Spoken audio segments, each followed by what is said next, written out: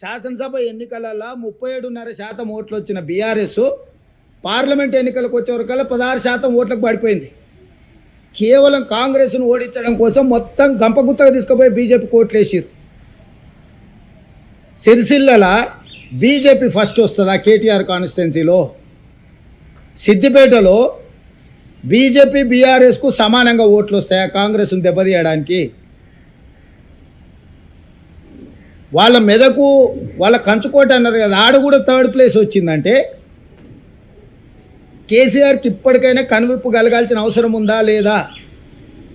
మొన్నటి వరకు గేట్లకు రాని అని ఎమ్మెల్యేలను పిలిచి భోజనాలు పెట్టే కాడికి వచ్చింది.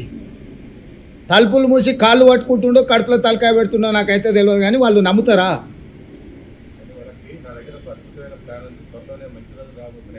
గదే గిది పోయి మోడీ కాళ్ళు పట్టుకుంటాం, కడుపులో జోరుతాం, కాళ్ళ సందులో దూరుతాం, ఈ ప్రభుత్వాన్ని పడగొడతాం. ఇదే కదా, ఈ పనికిమాలిన ఆలోచనలే కదా.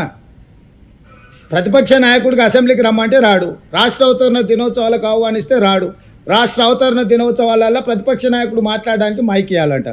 సిగ్గునాదా? ఎక్కడన్నా భారతదేశంలో ఎక్కడైనా ఈ సాంప్రదాయం ఉందా? కనీసం రాష్ట్ర అవతరణ దినోత్సవాలకు 10 ఏళ్ళు మమ్మల్ని ఎప్పుడైనా పిలువనన్నా పిలిచిండా? మేము ప్రత్యేకంగా ప్రభుత్వం తరఫున 10 ఏళ్ళు ముఖ్యమంత్రిగా పనిచేసిండు. ఈరోజు ప్రధాన ప్రతిపక్ష నాయకుడు సముచితమైన గౌరవం ఇద్దామని చెప్పి ప్రభుత్వం నుంచి అధికారికంగా మేము ఆహ్వాన పత్రిక పంపించినాం. ఏమాత్రం తెలంగాణ ఉద్యమ సోయి కేసీఆర్ గారికి ఉండి ఉంటే వారు అక్కడికి వచ్చి హుందాగా కూర్చొని 10 సంవత్సరాలు పూర్తి చేసుకుంటున్న తెలంగాణ సంబరాలలో పాల్గొని ఉండేవాడు. తెలంగాణ సంబరాలలో పాల్గొననోడు, ప్రజలు ఎన్నుకున్న తెలంగాణ ప్రభుత్వాన్ని కూలదోయాలనుకునేటోడు ఏ రకంగా ఆయన తెలంగాణ బాగా కోరుకుంటుండు?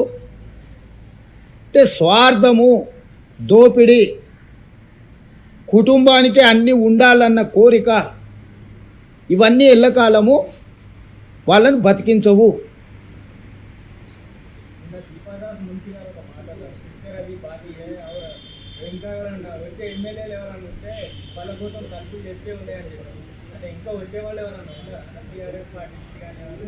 మీకెట్లా చెప్తాం? షేర్ నాకు ఎట్లయినా మీకే చెప్తాం.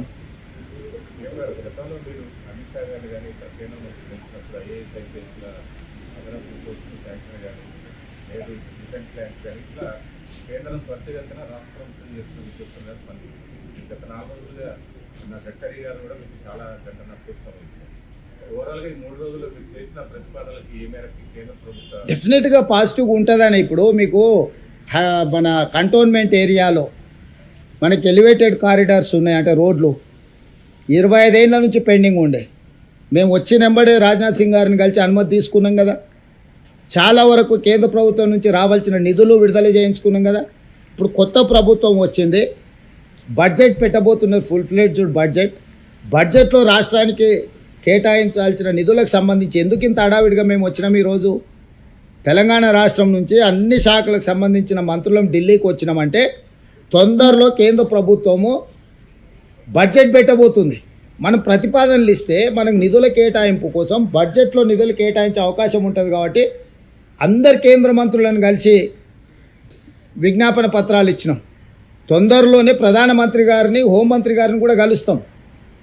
రాష్ట్రం యొక్క హక్కులను కాపాడడానికి కేంద్ర రాష్ట్ర ప్రభుత్వాల మధ్యలో ఒక సత్సంబంధాలను కొనసాగించాలని మా ప్రభుత్వం అనుకుంటుంది. రాజకీయాలు, ఎన్నికలు వచ్చినప్పుడు కాంగ్రెస్ పక్షాన్ని ఎట్లా కొట్లాడాలో ఆ విధంగా కొట్లాడతాం. మన ఎన్నికలలో చూసింది కదా. సో ఇప్పుడు పరిపాలన చేసే సమయం. అందుకే ఈరోజు మేము రేపు బడ్జెట్లో మన రాష్ట్రానికి అత్యధికంగా నిధులు ఇవ్వాలనే ప్రతిపాదన తీసుకొచ్చి ఈరోజు ఆ ప్రయత్నం చేస్తున్నాము.